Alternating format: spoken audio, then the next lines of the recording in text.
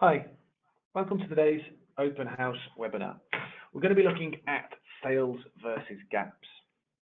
So, as always, I'm using our demo system, which is based around a builder's merchant. Now, sales versus gaps is my go-to inquiry. So if anyone asks me to look for something, to investigate, see what's there, I default to sales versus gaps. It has its big advantages over the others. Now, to get to sales versus gaps, that's in the inquiry section. So in the top black navigation, if we click through two inquiries, and then we'll have the choices across the top of the screen, just under the green date bar. So sales versus gaps on the right-hand side. Now, there's lots of different things that you can do with sales versus gaps. I'm going to go through a few of the options and a few of the big advantages and benefits you can find from sales versus gaps. The starting screen is our bubble screen. So you'll be able to see the different sections that you've brought across, different filters you've brought across from your invoicing system in the green, the red, and the blue. So those ones, as with all the different inquiries, are the things that are driven and controlled by your invoicing system. So I've got a few in each bubble. I've got 6 green, as you can see. You may have more, you may have less. That's going to depend on your individual circumstances as a business. The black bubbles are ones that are controlled directly from the CRM. So from the account section, from the CRM cards, you can add data in against your customers. You can see some different things we've already added in there for examples, and you can then use that against the sales data.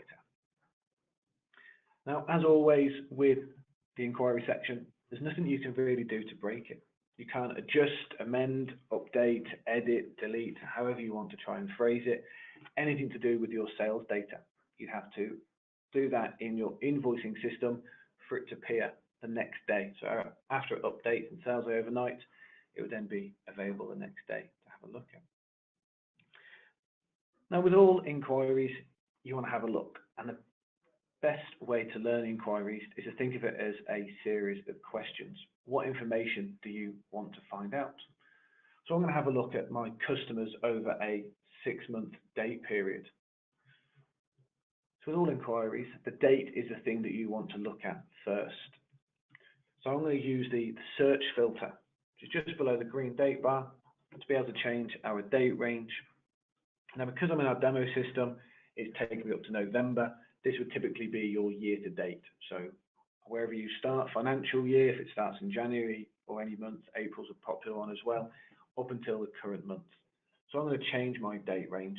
I've got the various filters available, and there is a webinar and some guides on our support site through the question mark at the top right-hand corner that shows you more about the search filter, how you can add filters, what you can do with it. So I'm going to go ahead and change my date range. Sales versus gaps is a single date range. So that is only looking at one date range. If you want to compare two, variance will let you do that. So I'm going to look at March to August.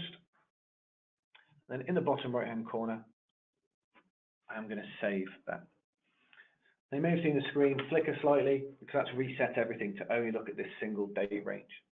So now anything I do only exists between March and August of this date range, or the date range if you're choosing. Now I want to see what my customers are doing within that date period, so I'm just going to use very simply the customer bubble. I said there's no right or wrong way to start. For me, it's going to answer my question. So selecting onto customer. Now the big advantage that no other inquiry has is this monthly breakdown. So we can see there, these are my biggest spending customers of this date period. From DA Blackwell at the top, you can see about 9 customers on this first screen. Now what this report shows me is that Bentel Shopfronts, one of my biggest spending customers this year, have only spent once with me back in May.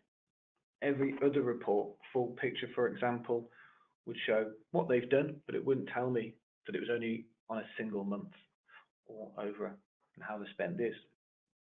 So the big view you've got, the big advantage that Sales versus Gaps has is this monthly breakdown. So you can see how customers are spending. I'll see my biggest spender there averagely spends nearly £60,000, apart from May, where we had quite a large drop down to £11,000.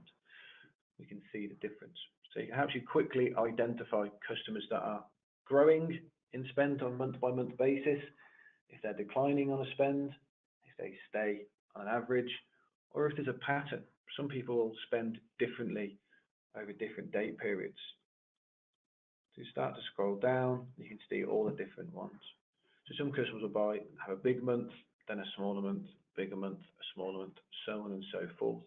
So you can start to predict future sales and when they're going to have larger spend as opposed to what they spent previously.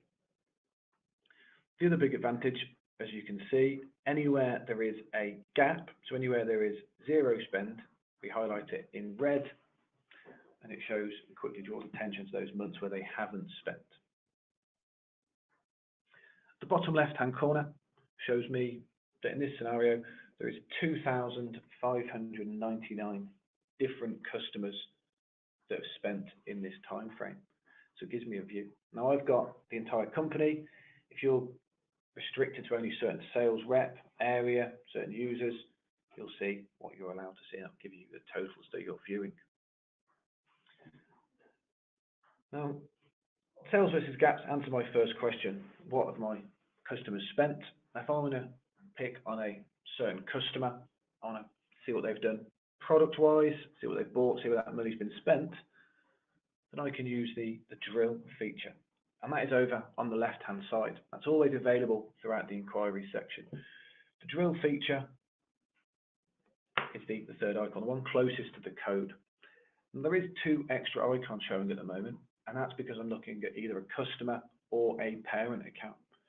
And those two icons let me go through to the customer dashboard, a very similar view to when I first logged in, but instead of being company or user specific, it is against that single account. Or you've got the CRM card, and that takes you through the account section, so I can view notes, add data against my customer, see the contacts, update, so I go through. But I'm going to use the advanced drill, so I'm going to drill further into, in this scenario, Matthew Clark, to see what products they've bought from me. Using that drill shows me the bubble screen again, so I can choose where I'd like to go. It's taken away the green customer bubble. I've only got 5 remaining now, because I've already been through customer. So I can't get stuck in a loop. I can't go to areas that aren't available for me. So that's all taken care of. So I'm going to go through to product group level 1. Now a customer that's spent consistently every single month, and they've spent a good amount, but we are starting to see in my totals a declining spend. So from March to April is a good growth, slipped slightly in May, and each month we've lost about 50% of the spend. So where's that thing going? So I can see straight away the areas that's fallen in. A lot of it's in the building area, and there's some areas they buy consistently they haven't bought.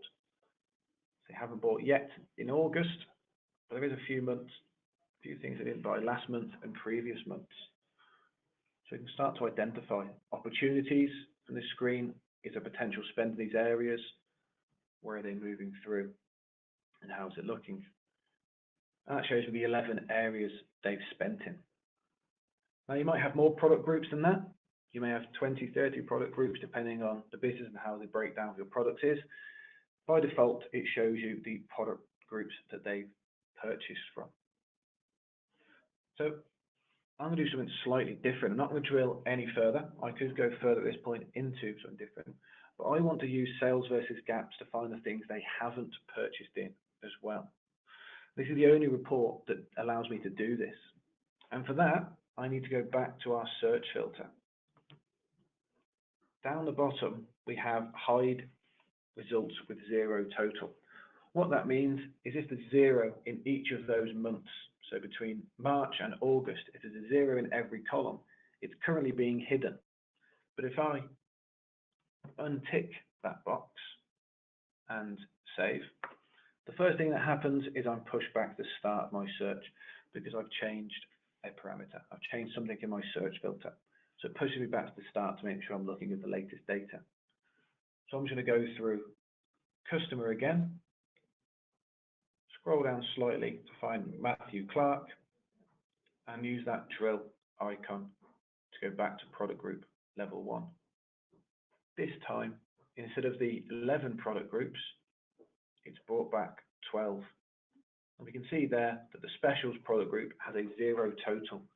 They haven't bought anything from specials from me. And that 0 total will follow through as we go further into the data. So if I pick on the plumbing area at the very top, somewhere they have spent consistently, I could drill down and look at product group level 2, and I'm starting to see a lot more gaps appear now within the plumbing area of things they have and haven't bought. If I scroll down a bit further, out of the 49 groups, it doesn't take long to get to areas where there is 0 spend. So it's never bought, in this scenario, any kitchen sinks from me, any toilet seats, anything that goes along. Now those products may be stuff and things they're selling that I can do as a add-on to what they're selling, as an alternative, as an option going forward. Lots of opportunities and reasons to talk to them and see things that they're not purchasing from me within an area that they currently are. There's a good section of the system to be in prior to a call, to a visit, seeing how customers are spending and the areas they're spending in. You can go a step further. If I pick on shower enclosures, for example, I could drill down and go to the products, and it shows me all the products. In this case, it's 1,464. So it's opened up a large area of things they haven't bought from me, as well as have. Each of the columns at the top and the headers are sortable into ascending or descending order. It's currently done, and it defaults to total, so the biggest areas that they spend in. But we can see there, May, they spend £173.33. If I sort by May, it will bring the spend for that month to the top, so I can see the 2 areas very quickly that they bought in May. With the inquiry section, as always, never use the back button in the browser. That will completely remove you from the inquiry section, so you'll lose all the hard work you've done, everything you've found. You want to be using the breadcrumb, the tab trail, just underneath the different types of inquiries that shows you, A, how you've got here. Every time you've drilled and clicked on a new bubble, it adds a little trail, and it is your way back. So I can take a single step back, the shower enclosures. Alternatively, I can take a few jumps back, and I can go all the way back to our customer list, which I'm going to do. Now, there is no right or wrong way of using the data. It's up to you in terms of what questions you want to have. So I might want to see all products that Matthew Clark has bought from the company, regardless of what group they're in. So I could drill down through Matthew Clark and skip over product group level 1 and 2, and go direct to product. Doing that shows me all the products that he's bought and how much he spent each month. So I've got a different view of it. I've got sinks mixed with other product groups, building, heating, all mixed together. But I can see all products regardless of their group. Each question that you ask of sales eye as well can pretty much be flipped on its head and looked at in a different way. And what I mean by that, if I go back to the inquiries home, so I'm going to use that breadcrumb trail, I looked at what my customers had spent. I picked on a specific customer, and then I drilled through product group level 1, product group level 2, down to product. And I skipped the product group levels and went customer directly to product. Looking at it in a different way, I could see what products are doing well. So if I click onto product, this is showing me which products are doing well. We can see there, Bagger Castle Cement is doing the best. That is the biggest product value I've sold this year, and it consistently stays around the 12,000 mark each month. If I want to see a list of customers that have bought that product, I can just do the same things I would have before.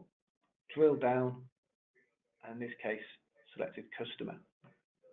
And there's a list of all the customers that are buying cement from me.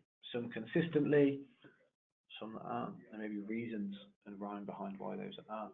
Again, it's your conversation. So you can see how your products are doing as opposed to your customers. Lots of different questions that you'll be able to ask of the data. We can spend a lot of time together. I don't think we can still find all the different answers and permutations of ways we can move through the data. But the principles are always the same. Good date range from the search filter at the top, and then you can drill to find the answers that you want. There is further things, as I say, you can do with the search filter. You can find step-by-step guides and videos on our support site through that question mark in the top right-hand corner of the screen to access that information. One other very useful thing of sales versus gaps, you can also analyze any of the bubbles. So sales rep, for example, is quite a useful one to see how the individual sales reps are doing if you've got access to more than one sales rep. So I can see the 9 different sales reps in the business and how each person's performing on a monthly basis at a value. Within the search filter, I could change that to quantities, I could change it to profit, lots of different information to see on the system. And it's the same principle, drilling through and then deciding which bubble you want to select onto. So as at the start, sales versus gaps is my go-to report. There's a big advantage and benefits you've got in this area. The monthly breakdown, it's the only report that allows you to see the sales by month, and also highlights very quickly any gaps, any zero spend, and you can start to spot patterns, trends, downward spirals of customers spending with you. So not spending with you, where are they spending that money? Give you a reason and an opportunity when you're talking to that customer next. Thanks for listening. Take care.